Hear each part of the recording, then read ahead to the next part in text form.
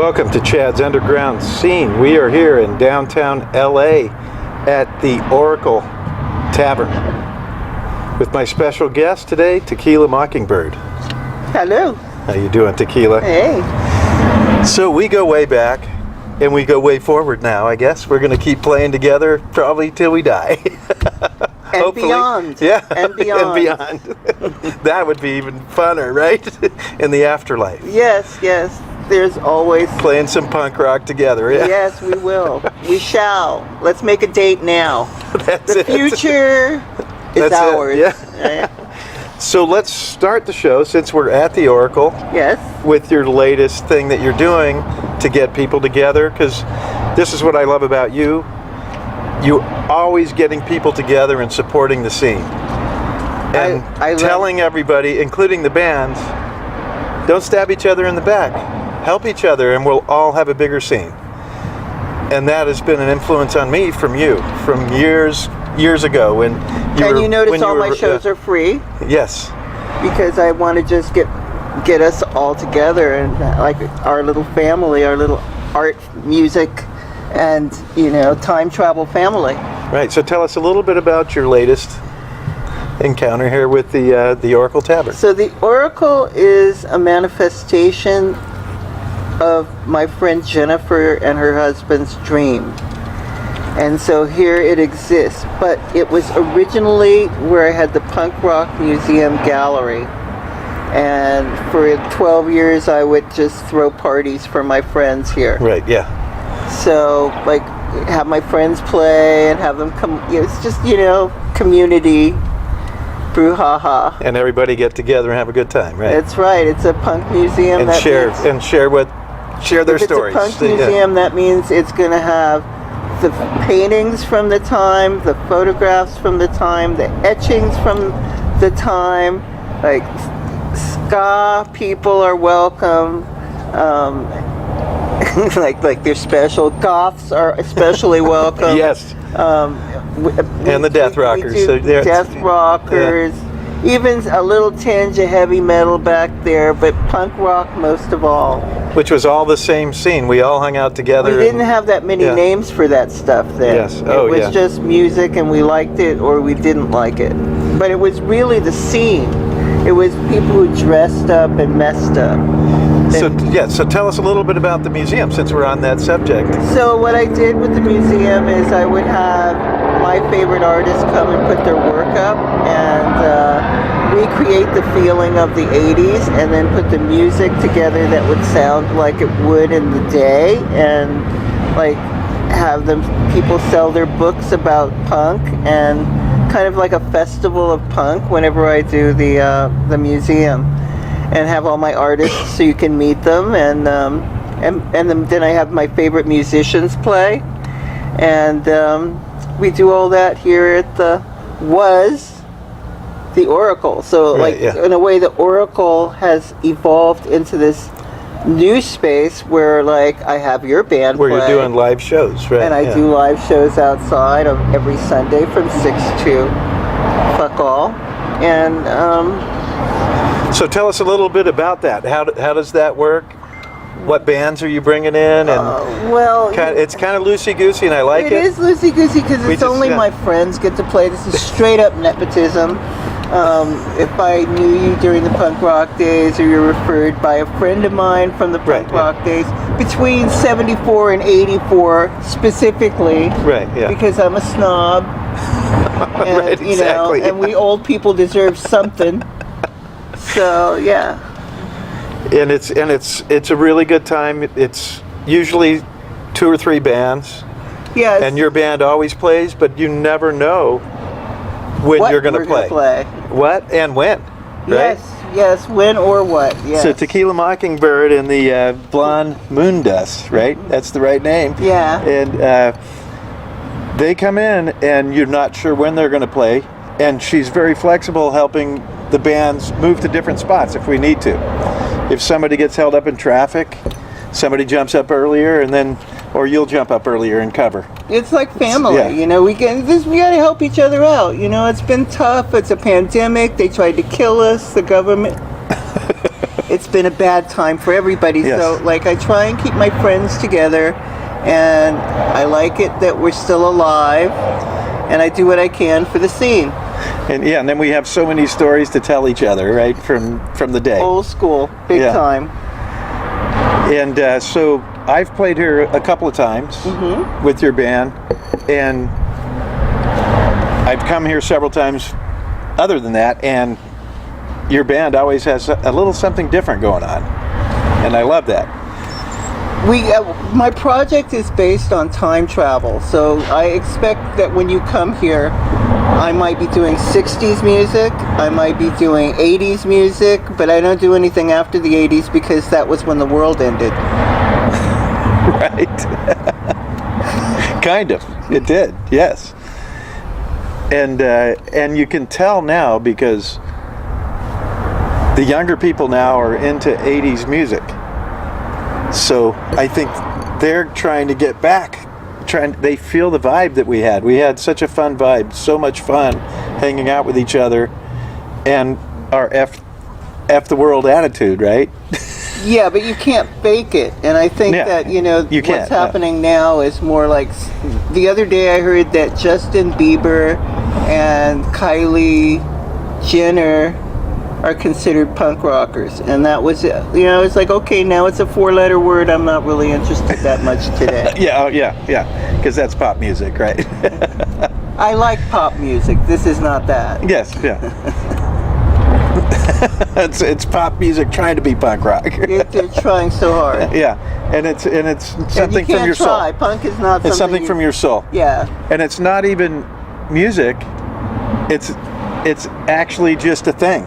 It's a thing, right? It's just something that's in you that you have to do once in a while, or all the time, depending on who you are. You are a punk. Einstein was a punk. He's like, oh, I'm not brushing my hair. Fuck you.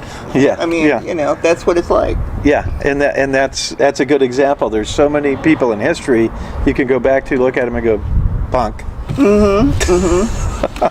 Yeah. Nero, bad musician, fiddling while Rome burned. That was pretty punk rock. Yes. Okay, so now we're going to break away, and we're going to show you a video of me and also of Tequila Mockingbird and the Blonde Moondust from the Oracle. This one's called Silence.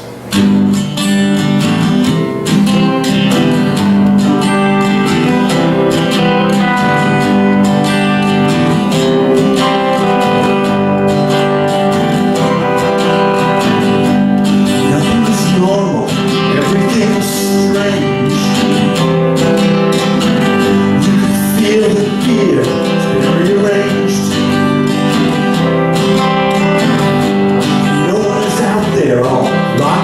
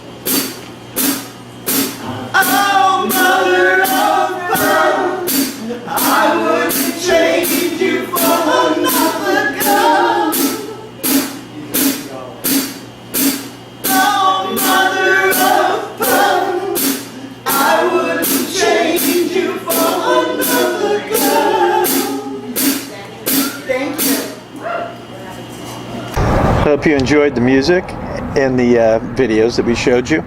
So let's go to something I heard about. I haven't been to any of these things because I'm probably not allowed. Tell us a little bit about Tiara Palooza. Okay, so as I've been saying, I've been looking for diversions for my friends during the pandemic so that we didn't all go completely stark raving mad. So my girlfriends, you know, they weren't brushing their hair and they weren't like putting on clothes, you know, things like that, you know, like not leaving the house for like a year at a time. So I thought I'd put together like a project to inspire them to dress up once a week and put on their tiara, because they're all queens and they have to remember that they're queens. So they have to wear a tiara and they have to write a poem about whatever they feel every week. And so it's called Tiara Palooza, and we meet online, and we have Wake and Bake Fridays where we meet up online and talk about what happened to us during the week. And it's just a kind of mental health. I was going to say, it sounds like a support group, right? Yeah, support group for girls with That's tiaras, awesome. Yeah. And I know you love tiaras. I do. I'm very fond of things that glitter and shine. So I have one of my daughters is into tiaras. She buys those when we go to different places. She'll buy a tiara. Excellent, excellent. You know, she should join my club. Yeah, I would love to have her. And she especially loves it when she goes to like an antique store and finds one. I haven't found any in the antique stores because anything I want is like $250,000. Oh, right. It's so sad that I don't have the money to buy these things, but I do collect them on Tiara Palooza so that you get to see the tiaras and you read the history of the ladies that wore them and what happened in Europe and the history of the Romanovs and what's going on with the queens in Africa and what's happening with the queens in Israel, and you know, anyone who identifies with the word queen, except for it's a real straight girls club. Right. Yeah. Mm-hmm. So it's about just, you know, and I call it all the jewelry. I like get the most expensive jewelry in the world and I show it, and it's so that you have a mental jewelry box where you put everything you like, so you keep liking things that you like and you see things in it. I think it helps people get through stuff to have like these, just like, this is your mental jewelry box, and oh, I'd like that in there, or I'd like this in there. It kind of, because you're supposed to manifest things like that. So Tiara Palooza is a club for girls and boys who like tiaras. So that this is awesome, because I'm a big supporter of helping mental health, because we all have issues with mental health. I do, and everybody I know does, right? And I'm very impressed with younger generation because they're doing a little bit better job in a lot of ways with that. They're trying to beat down the stigma that we've had in our generation, right? There was a big stigma with mental health. You don't want to admit it. You don't want to talk to anybody. And then look at that guy, right? And that's not how you help, right? I really didn't know anybody that wasn't crazy, so yeah. I felt like, I've been institutionalized because my mother didn't believe me when I said something. So that doesn't make me sick, it makes her sick. Right, yes. And, so you have to, blame the universe and stop blaming yourself. And it's the treatment, it's society's treatment of people that causes a lot of this, right?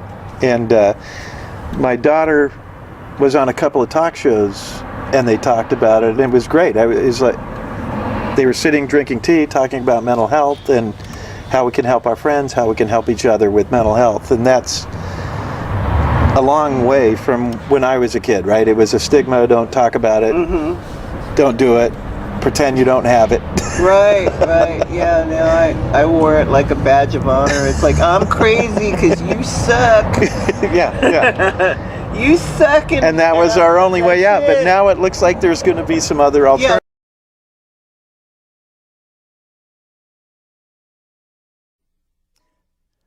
Yeah. 1, 2, 3, 4. I'll show us the way to the next whiskey bar. Oh, don't ask why. Oh, don't ask why. Show us the way to the whiskey bar. For if I don't find the next whiskey bar, I tell you we must die.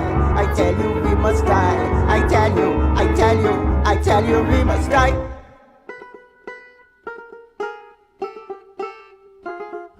Moon of Alibaba, we now must say goodbye.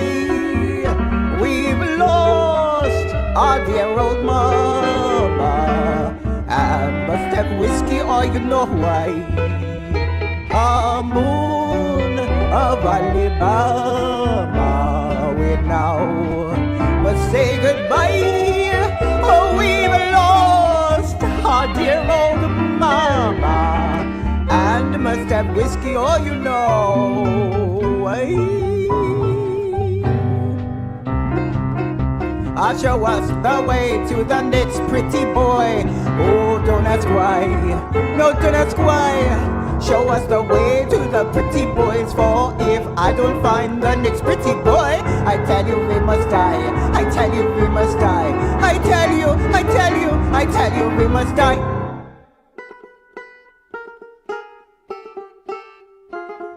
Moon of Alibaba, we now must say goodbye. We've lost our dear old mama, and must have pretty boys, you know why. Moon of Alibaba, we now must say goodbye. We've lost our dear old mama, and must have pretty boys, you know why.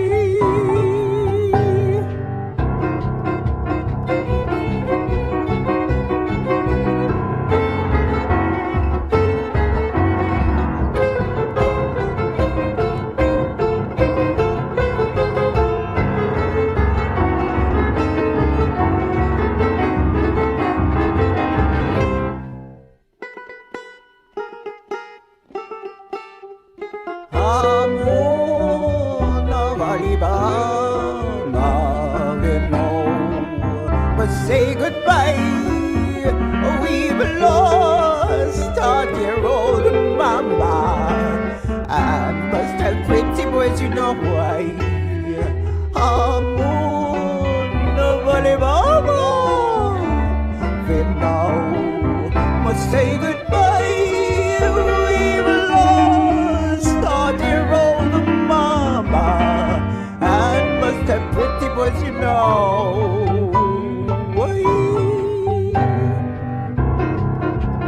Show us the way to the next little dollar. Oh, don't ask why. No, don't ask why.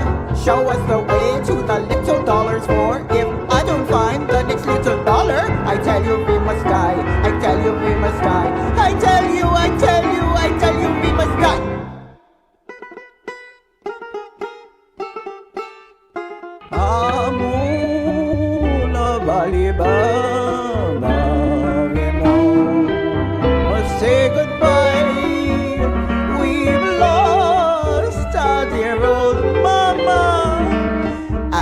must have dollars or you know why. Oh moon, Havali Mama, they now must say goodbye. We've lost our dear old mama, and must have whiskey or you know why.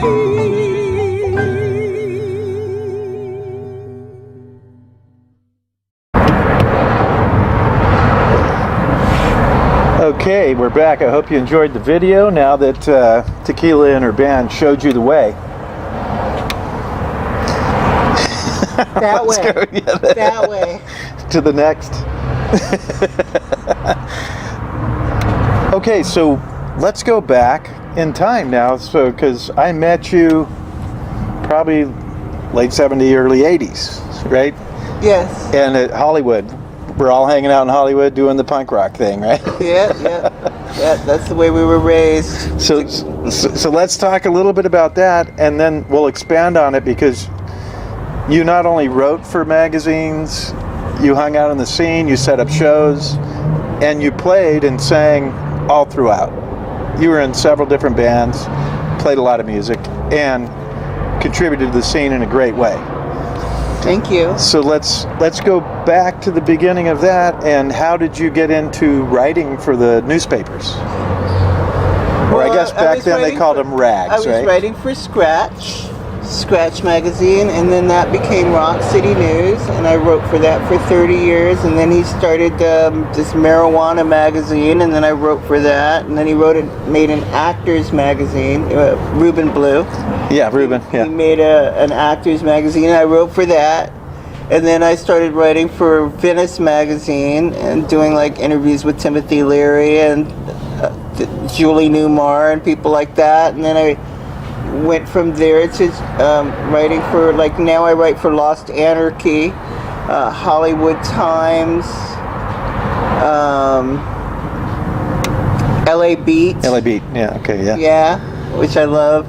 So, like, yeah, I write for people because I like to see things and then write it down and internalize it, spit it back out on a page, and invite my friends to love it as much as I do.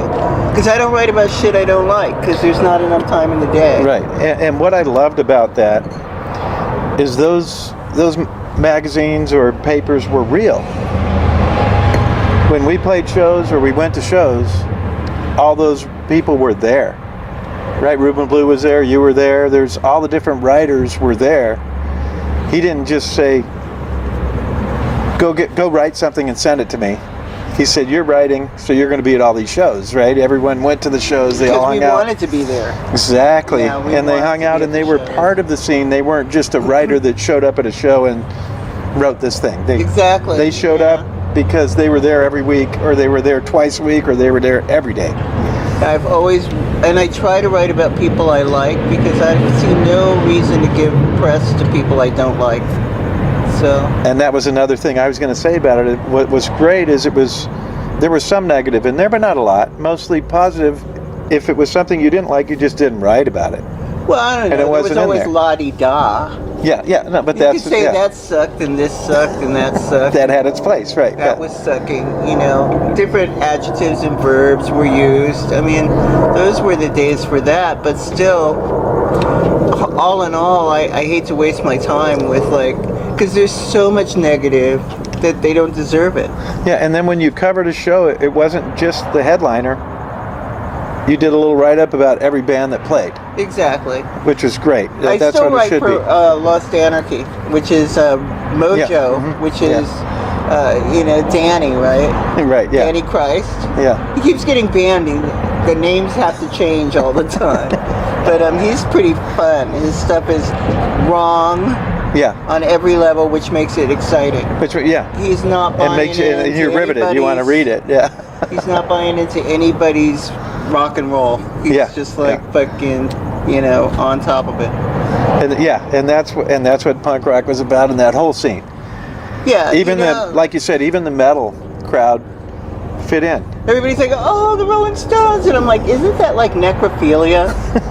I mean, I'm sorry. Right. My friends are like, oh, I'm like, I'm getting some sleep. So tell us maybe a couple of or maybe one of the best stories you have from that time of something maybe you did, a party you went to, or a club you went to that was just outstanding.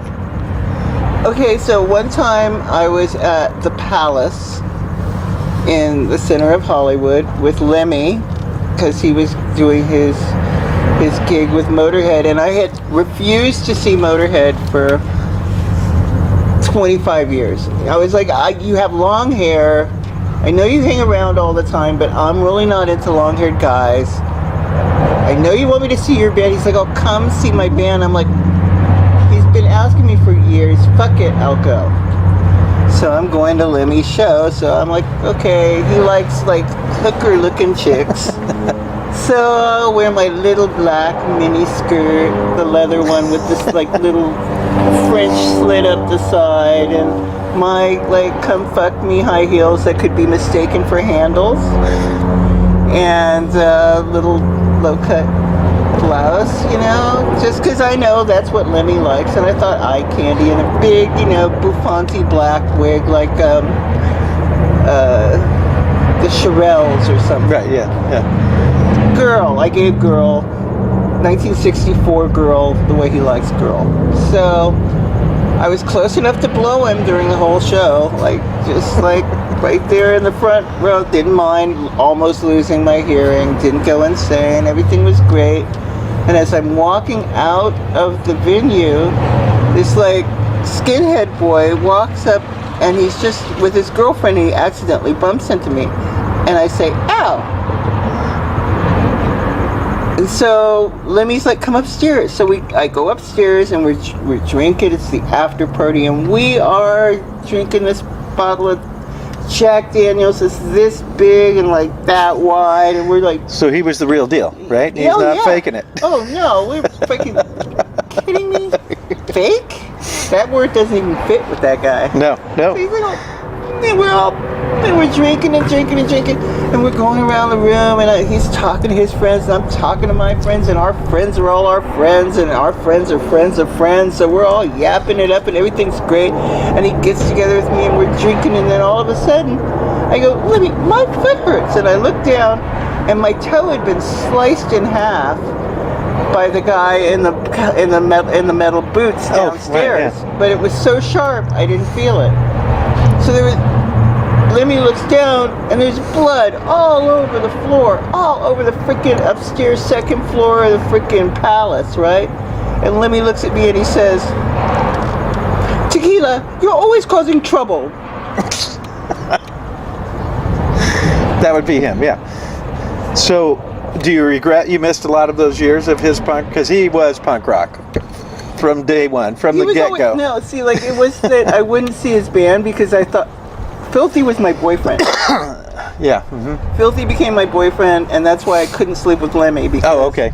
There you go. Because Filthy was my boyfriend. Because Filthy was his drummer. Right, yeah. It's like, you know, this big with big hair, and he was like an amazing, cool guy, yeah, great cool, drummer. Great drummer and cool guy, just hung out in the scene. And I had Mitch Mitchell from Jimi Hendrix Experience as my drummer first, so he was friends with Mitch, and so I kind of got adopted. So Mitch wasn't my boyfriend, you know, but Filthy was. So I always hung around with Lemmy, but he had the utmost respect for me because, like, you don't cross a brother. Though he had done it in the past, he had learned his lesson, and I, of course, would never cross the brother line. Yeah. Mm-hmm. So, but anyway, those were my boys, and that was who I was rolling with, and that was what happened when I went to his gig for the first time, and the blood was all over the floor, and it was mine. Yeah, and that whole scene in the 80s was sweet. So how many nights a week do you think you were going out, and how many clubs in one night? Definitely 3 clubs a night.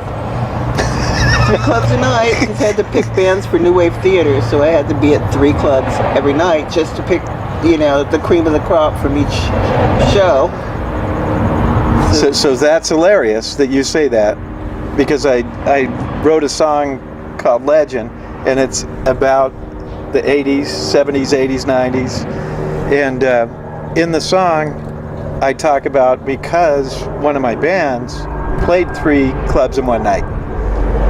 And I wrote the song, and they said 3 clubs in one night. That was how you did it. Right, and then there was another one where I did in Vegas, and I was talking about, it's a song about Vegas, and I did the same thing. I used the 3 clubs a night. Yeah, totally. That's what. But it was this like. one is 3 clubs a night, and then it's followed with Canters with your friends, because after the 3 clubs, we went to Canters. Because we didn't have enough of each other. Okie Dog. Yeah, or Okie Dog, because we didn't have enough of We each went other. to Okie Dog or the Zero. Yeah, We yeah. stayed up all night long. And Chips was another one. Yep. But Ben Franks. But it was funny. It was not unusual to go to 3 clubs, because you would go to the early club, then you would just go see a friend's band, right? You'd see their band, and then you'd go to another club, and then you'd go to the after hours, and then you're going to, like you said, Ben Franks, or you're going to Well, Okie Dogs. It used to be for me that I lived in the Zero for a while because I was helping curate the art. So David Lee Roth was like one of the secret co-owners. Yeah. Mm-hmm. And he never went home, never went home. And he's like a great guy. He makes you laugh all the time. Oh, He yeah, is funny. Yeah. He's a funny boy. David is a funny boy. So David would party all night with us. He'd show up at midnight. He'd party all night. The sun would come up and he'd be like, "Oh, Tequila, let's go over to the, you know that club on Selma? Oh yeah, Selma. The like gay club, the crazy ass club. Let's go get drinking." So we go there. Then that club, remember that club across from on Vine Street that used to be a little tiny itsy bitsy club? Oh yeah, what is the name of it? Yeah. So like, you know, the Zero was also above that. And it was at tiny. one You could go in there, and sometimes there'd only be like 8 people in there, but it was happening. It was morning though, you know, it'd be like 6 a.m. It's like we already partied all night. And went to Canners, and now you're there. And yeah, this is like 6 a.m. We're going night clubbing again until like 10 o'clock, and then we go home and go to bed. Yeah. 10 a.m. So the pandemic has me kind of confused. So like my schedule now is I go to bed at 9 or 10. I wake up at 3 a.m. and I go to bed at 7 a.m. and then I wake up at 10 a.m. Yeah, and do it all over again. Yes. So, but still, I'm kind of still on the same schedule. I'm still up at 3:30 in the morning. It's like, for that minute, it's golden time. And that's a beautiful time to be up, by the way. It's so peaceful and nice and quiet. It's lovely. 3:33. Yeah. That's the time. So, I say we have finished the show now, because we had such a great time talking about all these different things. So tell us the websites to go to find you. Well, you can look me up on Facebook. I'm all over the place. I have Tequila Mockingbird, Tequila and the Blonde Moon Dust. And then I have the LAPunkMuseum.com. I feel like Darby asked me to take care of punk rock, so I talk to Pat about it all the time, Pat Smear. We're working on a secret project together, and I've been working with him on that. But still, you know, it's like about preserving punk. That is my primary objective, and the history of the future and the future of the past. And I did my show with Don Bowles, and that was awesome. And he was talking about them, and Pat Smear is somebody that keeps coming up.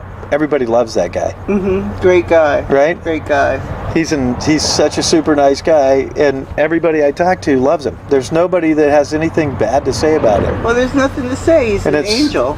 And I mean, if you ask him, he'd say he was a devil. Like once I said, "Oh, Pat, I'm so proud of you. You've gotten it together, and you have a baby, a little girl, and you take care of her, and you're really sweet to her, and everything's great." And he said, "Tequila, I am still a fuck up."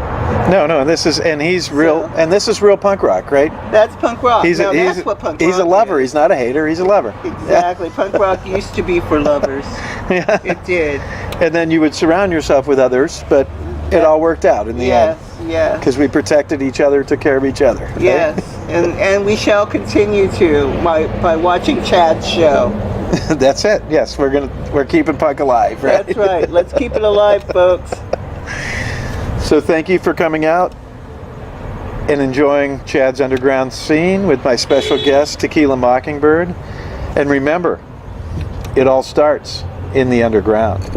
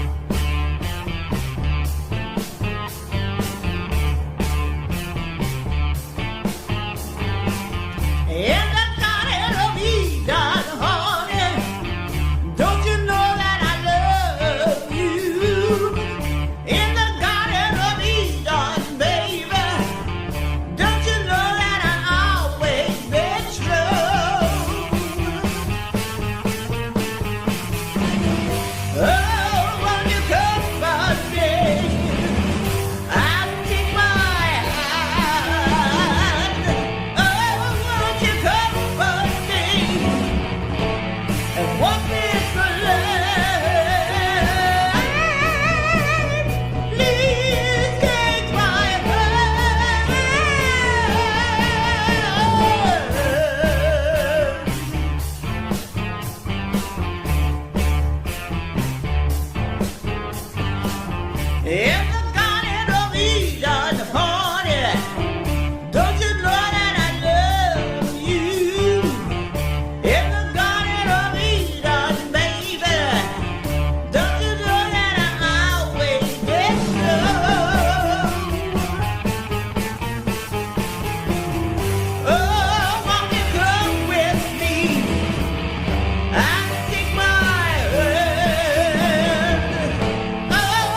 you come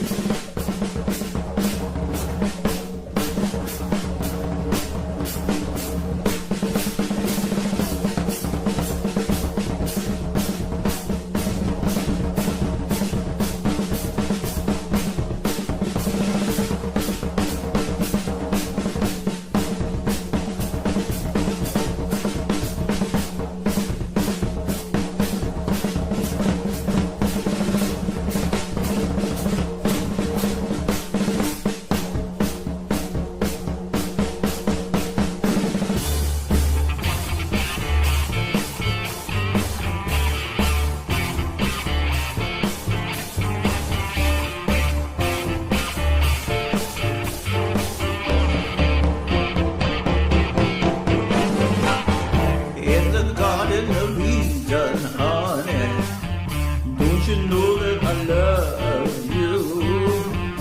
In the garden of Eden, baby.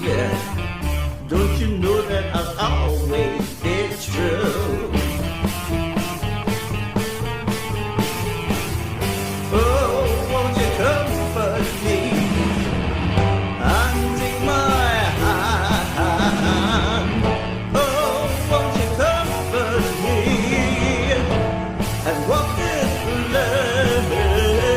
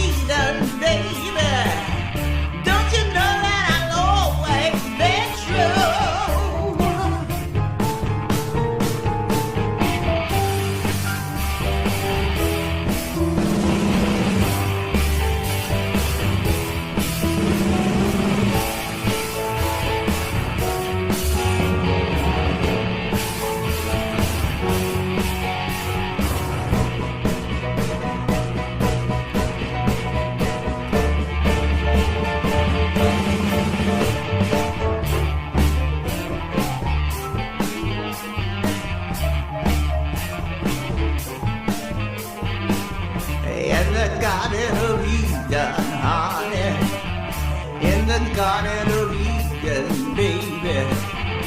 In the Garden of Eden, honey. Don't you know that I love you?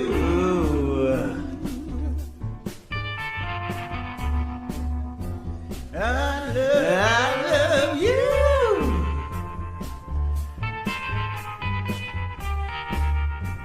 I love you.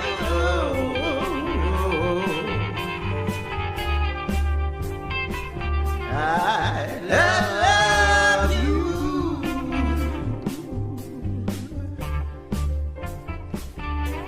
I love you.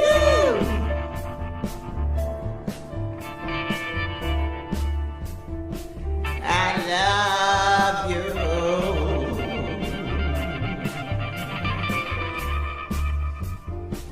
I love you.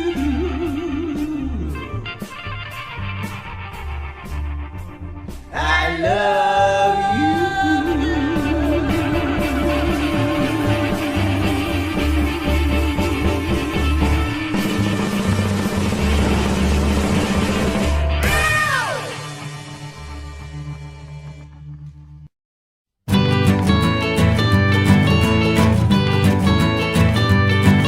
We talk about everything, play music in between. Till